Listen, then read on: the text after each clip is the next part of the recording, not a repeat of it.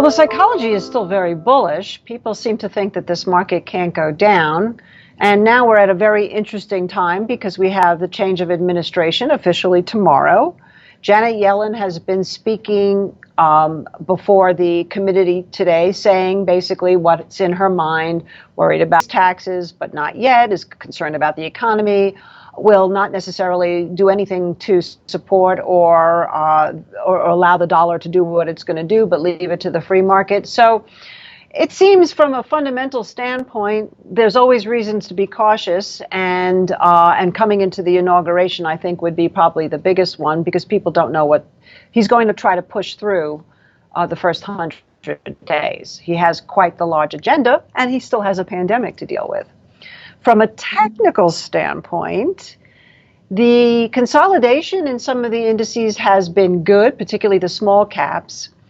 But there has been a couple of warning flashes. And when I say warning, I mean potentially some correction, which, quite honestly, I would love to see, because it's frothy up here and scary a bit to start extending this market and getting more and more long. So here's our warning.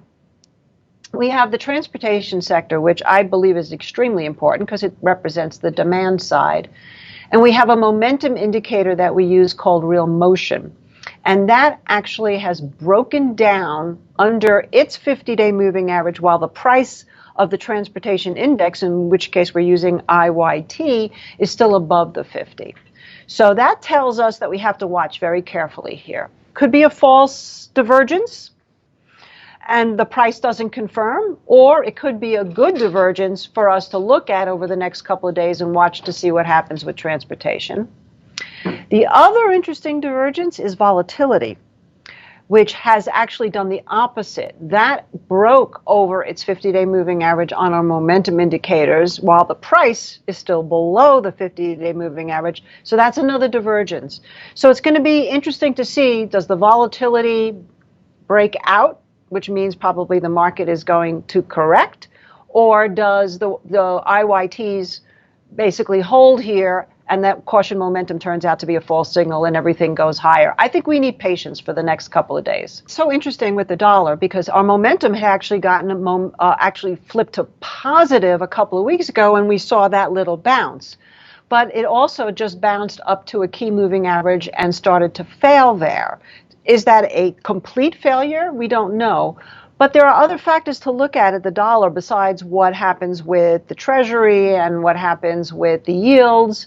And that is really basically what's going on in a lot of places in the country, where they don't want to necessarily rely on the dollar as their world's reserve currency. Besides the crypto craze that we've got going on, digital currency going on in countries like in China, we have the EU that came out and said, well, we're not so sure we want to be so reliant on what happens with the dollar, which is no great surprise, considering some will say that our democracy is being tested right now. We'll see. Hopefully, smooth transition, that could pop the dollar.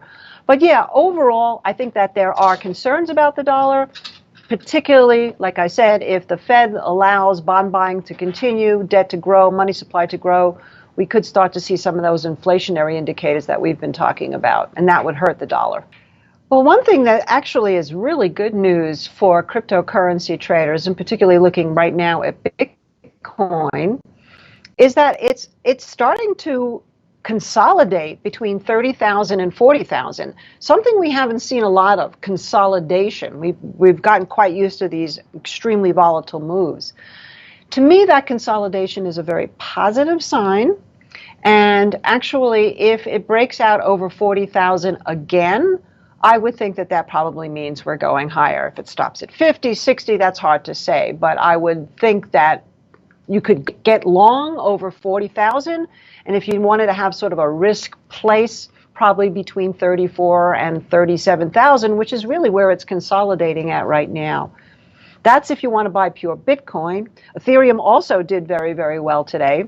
If you want to look at the ETFs to buy, there's still GBTC, but there's a lot of buzz, as you know, about IPOs coming up, including the Winklevoss twins, who want to start perhaps a Gemini credit card card where you get rewards back in Bitcoin. They're looking at maybe having a Bitcoin ETF. We've heard other companies talking about that as well. And so Coinbase being one of them. So it'll be interesting to see what happens here with these ETFs. But right now, yeah, you still have to trade actually futures.